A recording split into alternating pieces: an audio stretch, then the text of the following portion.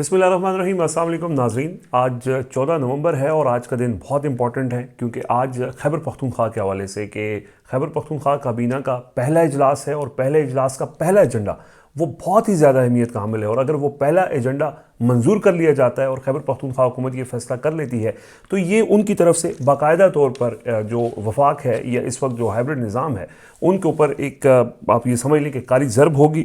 تو آج اور بھی کچھ اہم واقعات ہونے ہیں. سہیل آفریدی ایک ورکرز کنونشن کر رہے ہیں, آئی ایس ایف کا کنونشن کر رہے ہیں اور آئی ایس ایف کا یوم تاسیس ہے اور وہ بھی بہت اہمیت کا حامل ہے. آج ہی کے دن جو اس وقت 27ویں آئینی ترمیم کے اوپر جو ریئیکشن ہے وہ بھی آج فل کورٹ کا اجلاس بھی ہے, مزید استعفوں کا بھی امکان ہے. اور اس پہ ہم پہلے لاسٹ ویڈیو میں تفصیل سے بات کر چکے ہیں. کیا جسٹس یحییٰ خان مستعفی ہو سکتے ہیں, نہیں ہو سکتے, اور استعفوں کے حوالے سے, تحریک کے حوالے سے, اور اسی پہ سندھ بار ایسوسیشن نے آج سے ہی ایک تو ہڑتال کر رہے ہیں اور اب وہ کنونشن بھی کرنے جا رہے ہیں اور آئندہ کا لائے عمل بھی دینے لگے. ہاں, تو پہلے ذرا میں اس کے اوپر سہیل آفریدی کے حوالے سے پشاور میں ہم موجود ہیں. تو آج وفاقی کابینہ کا اجلاس, صوبائی کابینہ کا اجلاس ہے اور صوبائی کابینہ کے اجلاس کا ایجنڈا نمبر 1 سب سے امپورٹنٹ ہے. دیگر ایجنڈاز بھی ہیں لیکن اگر ایجنڈا نمبر 1 جس کو خیبر پختونخوا کا جو جرگہ ہے اس نے باقاعدہ اس کی منظوری دی ہے اور اسی منظوری کی روشنی میں اگر وہ صوبائی کابینہ بھی یہ منظوری دے دیتی ہے تو کتنا یہ اہمیت کا حامل ہو سکتا ہے. صدیق جان صاحب ذرا اس کے اوپر تفصیل سے روشنی ڈالیں. دیکھیں, ایک تو سہیل آفریدی صاحب نے جو ان کے اوپر ایف آئی آر ہوئی, اس ایف آئی آر کو جوتوں کے نیچے, اپنے پاؤں کے نیچے روند ڈالا ہے. ان کے اوپر ایک ایف آئی آر کی گئی اور کہا گیا کہ ٹاؤٹس کے ذریعے دھمکیاں دلوائی گئیں اور کہا گیا کہ وہ اسلام آباد آئیں گے, پنڈی آئیں گے تو ان کو اریسٹ کر لیا جائے گا. کل وہ پورا دن اڈیالہ کے باہر موجود رہے اور مضبوط اعصاب کے ساتھ موجود رہے اور اس کے بعد اس وقت بھی وہ اسلام آباد میں موجود ہیں اور وہ واپس نہیں آئے. آج وہ مطلب کیونکہ ہماری یہ ویڈیو ہم ریکارڈ تھوڑا سا پہلے کر رہے ہیں لیکن یہ جس ٹائم لگنی ہے اس وقت تک شاید وہ اسلام آباد سے روانہ ہو چکے ہوں, پشاور آ چکے ہوں یا راستے میں ہوں. اس کی وجہ یہ ہے کہ آج جو آپ نے کہا کہ پی کابینہ کا پہلا اجلاس بھی ہے.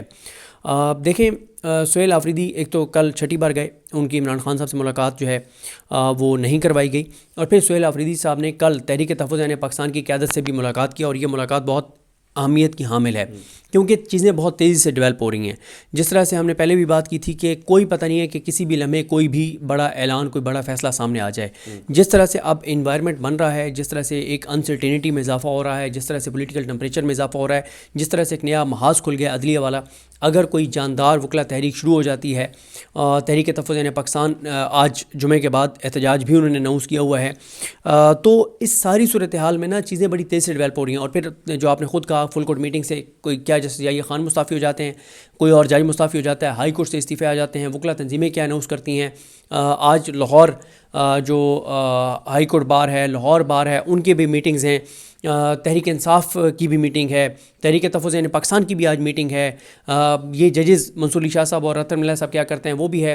دیکھیں, میں تو یہ دیکھ رہا ہوں کہ اب یہ ہو نہیں سکتا کہ تحریک آگے نہ بڑھے, اور یہ ٹمپریچر مجھے تو اور بڑھتا ہوا نظر آتا ہے, کم ہوتا ہوا نظر نہیں آ رہا. پھر سہیل آفریدی صاحب کے جس طرح کے بیانات ہیں, جس طرح کے اقدامات ہیں, جو آپ نے بات کی, جو ان کا آج جو کابینہ کا اجلاس ہے جس میں وہ یہ کہہ رہے ہیں کہ جو ایک قانون ہے, جس قانون کے تحت کے پی میں ملٹری آپریشن ہو رہا ہے, اور اس قانون کو پشاور ہائی کورٹ نے کالعدم قرار دے دیا تھا, اور اس کے بعد جب کے پی حکومت نے اس کے اوپر اپیل کی تھی, سپریم کورٹ نے اس کو پشاور ہائی کورٹ کے فیصلے کو معطل کر دیا تھا.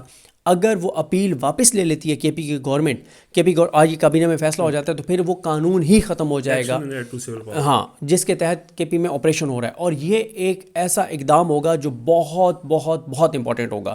ہماری کل رات کو بھی آپ موجود تھے جب ہماری جو جہاں کے جرنلسٹ ہیں بڑے سینئر, ان کے ساتھ ملاقات ہوئی. انہوں نے کہا کہ اگر سہیل آفریدی یہ کرتے ہیں تو یہ اتنا بڑا اقدام ہوگا جو پچھلی 3 حکومتیں نہیں کر سکیں کے پی کے اندر.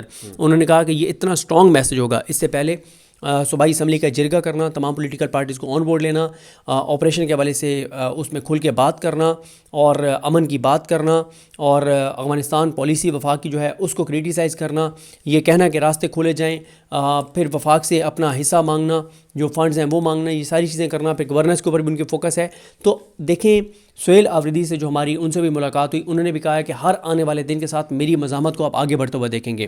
انہوں نے کہا کہ میرے پاس ایک قدم بھی پیچھے ہٹنے کا موقع نہیں ہے. انہوں نے کہا جس دن میں ایک قدم بھی پیچھے ہٹا تو میں کچلا جاؤں گا, یہ میرے اوپر سے گزر جائیں گے مجھے رونتے ہوئے. انہوں نے کہا کہ میں مزاحمت بڑھاتا چلا جاؤں گا, میں ٹمپریچر بڑھاتا چلا جاؤں گا, میں اس لڑائی کو جو میرے صوبے کی ہے, یہاں کے امن کی لڑائی ہے, یہاں کے حقوق کی لڑائی ہے, یہاں کے فنڈز کی لڑائی ہے, میرے لوگوں کے مستقبل کی لڑائی ہے, ہر آنے والے دن کے ساتھ میں اس لڑائی کو آگے لے کر جاؤں گا.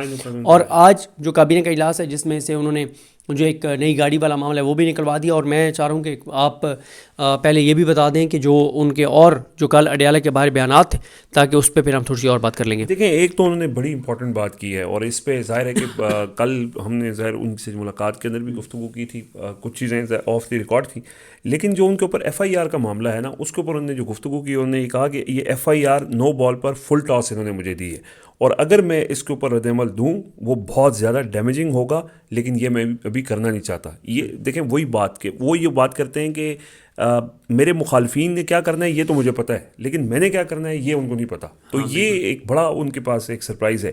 اچھا, وہاں یہاں پہ وہ بھی ساتھ ایڈ کر دینا, انہوں نے کہا کہ میرے پاس کھونے کے لیے کچھ نہیں ہے اور پانے کے لیے پوری دنیا ہے. ہاں بالکل. اور یہ انہوں نے جو گفتگو کی کل اڈیالہ جیل کے باہر, ظاہر ہے وہ زیادہ تر لوگوں نے دیکھ بھی لی ہوگی, لیکن جس کے اندر جو امپورٹنٹ پوائنٹس ہیں نا, ایک تو جو 2 لوگ غائب ہوئے تھے پی ٹی ایم کے, اس کے اوپر انہوں نے بڑا رد عمل دیا, اور انہوں نے کہا کہ کور کمانڈر کو دیکھنا چاہیے یہ کس نے کیا ہے, اگر آپ نے نہیں کیا تو اس کا رد عمل آئے گا اور ہم مدعی بنیں گے, کیونکہ وہ ہمارے مہمان تھے, اور ہماری روایات ہیں کہ جو ہمارا مہمان آتا ہے وہ جب تک گھر نہیں پہنچتا وہ ہمارا مہمان ہوتا ہے. تو ہمارے مہمان کے ساتھ ایسا ہوا ہے, تو اس کے اوپر انہوں نے کہا کہ ہمارا سخت رد عمل آ سکتا ہے.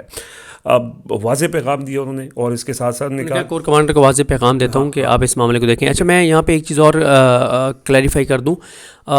بہت سے لوگ میں نے سوشل میڈیا پہ دیکھے ہیں جو یہ کہہ رہے ہیں کہ سہیل آفریدی کو آئی جی جو کے پی ہیں ان کو چینج کر دینا چاہیے. مسئلہ یہ ہے کہ ہماری کے پی گورنمنٹ کے کچھ آفیشلز سے بات ہوئی اس حوالے سے.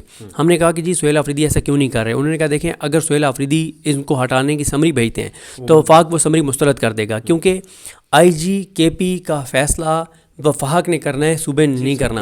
انہوں نے کہا کہ اگر وہ سمری بھیجتے ہیں کہ اس آئی جی کو ہٹا دیں, تو ایک تو یہ ہے کہ وہ آئی جی کو ہٹائیں گے نہیں, اور دوسرا یہ ہے کہ ان کی ایک لڑائی شروع ہو جائے گی سہیل آفریدی کی اس آئی جی کے ساتھ. تو سہیل آفریدی کی مطلب جب تک چیزیں کچھ اور نہیں ہوتی. اور ایک چیز اور میں آپ کو بتاؤں نا, جس کو ہم کل ان سے ملاقات کے بعد مس کر گئے تھے.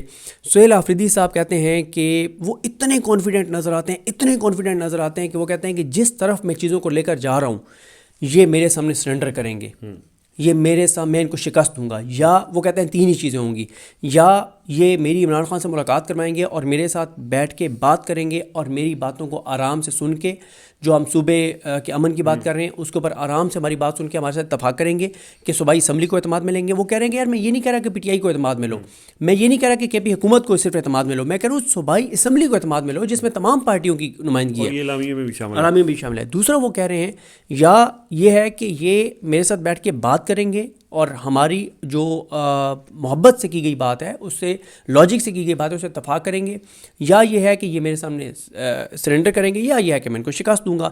وہ کہہ رہے ہیں میرے پاس, وہ کہتے ہیں کہ مجھے ایک ہی چیز روک سکتی ہے, مجھے یہ جو میرا سفر ہے مزاحمت کا, ایک ہی چیز روک سکتی ہے. وہ بہت ایکسٹریم بات کرتے ہیں, اور وہ کہتے ہیں کہ وہ ہے موت.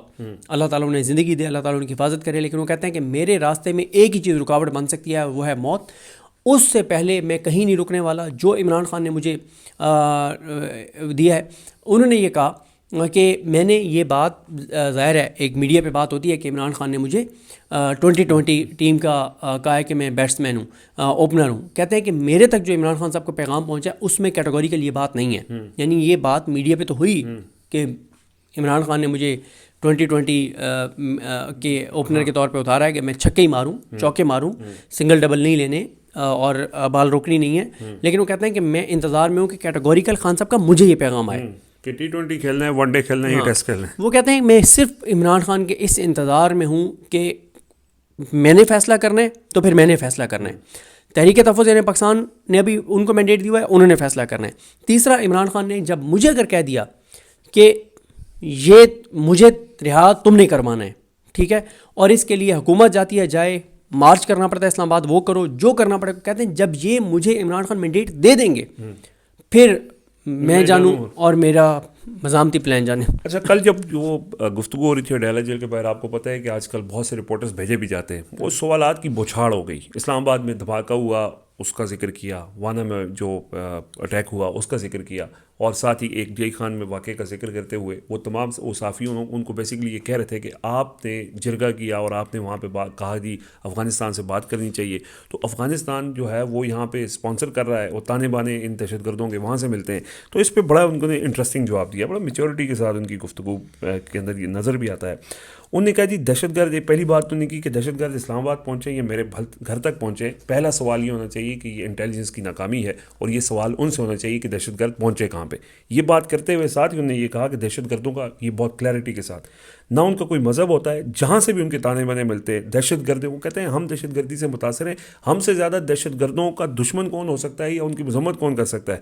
تو انہوں نے کہا ہے کہ جہاں سے بھی ذرا برابر بھی ان کی رعایت نہیں ہونی چاہیے، ان کو عبرت کا نشان بنانا چاہیے، چاہے جس ملک سے بھی تانے. بڑی کلیئرٹی کے ساتھ انہوں نے یہ بات کی. پھر پاکستانیت کے حوالے سے بات ہوئی پی ٹی ایم کے ساتھ کہ جی وہ ترانے پہ نہیں اٹھے.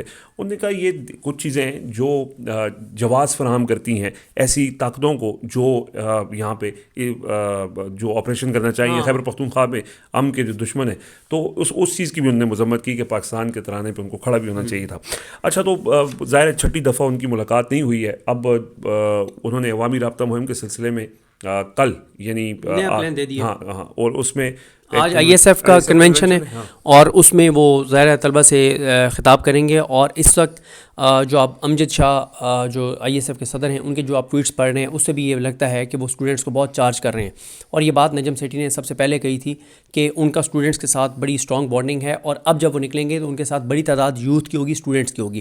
اور آپ نے دیکھا کل بھی شفقت ایاز جو ہیں وہ بنو گئے ہوئے تھے، آج میں خیال بنیر شاید وہ جا رہے ہیں شفقت ایاز، اور پھر اسی طرح سے مختلف جو اضلاع ہیں وہاں پہ جا رہے ہیں. ہاں، اور پھر اسی طرح سے کل جو ہے وہ آج آئی ایس ایف کا کنونشن ہوگا، اور کل جو ہے وہ سی ایم جا رہے ہیں دیر، ٹھیک ہے، اور تمر گرا جو ہے وہاں پہ وہ عمائدین سے بھی اور اپنی پارٹی کے بڑوں سے بھی ان سے بھی مل رہے ہیں. ان کا نا اس وقت یہ ہے کہ وہ اس وقت گورننس پہ بھی ان کا فوکس ہے، کرپشن کی روک تھام پہ بھی فوکس ہے، منشیات کے خلاف جو اقدامات ہیں ان پہ بھی ان کا فوکس ہے، ٹمپریچر بڑھانے پہ بھی ان کا فوکس ہے، پارٹی کے بھی معاملات میں جتنا ان کا ایک بنتا ہے وہ بھی ہے. وہ تحریک تحفظ پاکستان سے بھی مل رہے ہیں، وہ ہر وہ چیز کر رہے ہیں جو ان کو کرنی چاہیے جس سے وہ عمران خان کی رہائی کے لیے دباؤ بڑھا سکتے ہیں. اور میں نے جیسے آپ کو عرض کیا کہ وہ بہت پر اعتماد ہیں کہ میں اتنا ٹمپریچر بڑھا دوں گا، میں مزاحمت کو سطح پہ لے جاؤں گا کہ دوسری سائڈ گھٹنے ٹیکنے پڑیں گے. اچھا، بس کوئکلی میں چلتے چلتے کیونکہ یہ خبر آئی، ویسے تو عدلیہ کے ساتھ جو ہوا وکلا نے کوئی اس کے اوپر رد عمل نہیں دیا، بار ایسوسیشنز نے جو ریزلٹس آئے الیکشن کے وہ بھی آپ کے سامنے، لیکن اس کے باوجود سندھ بار ایسوسیشن ہمیشہ سے انہوں نے اس سے پہلے بھی ان کے رہا ہے، بلکہ وکلا تحریک کے دوران ان کی ہی درخواست کے اوپر ججز بحال ہوئے تھے. انہوں نے پورے صوبے بھر میں ایک تو اسٹرائک کال کی ہے، اور ساتھ ہی ساتھ نے کہا ہے کہ ہفتے والے دن سکھر کے اندر جو وکلا کا کنونشن ہے اس میں آئندہ کا لائحہ عمل بھی بتایا جائے گا.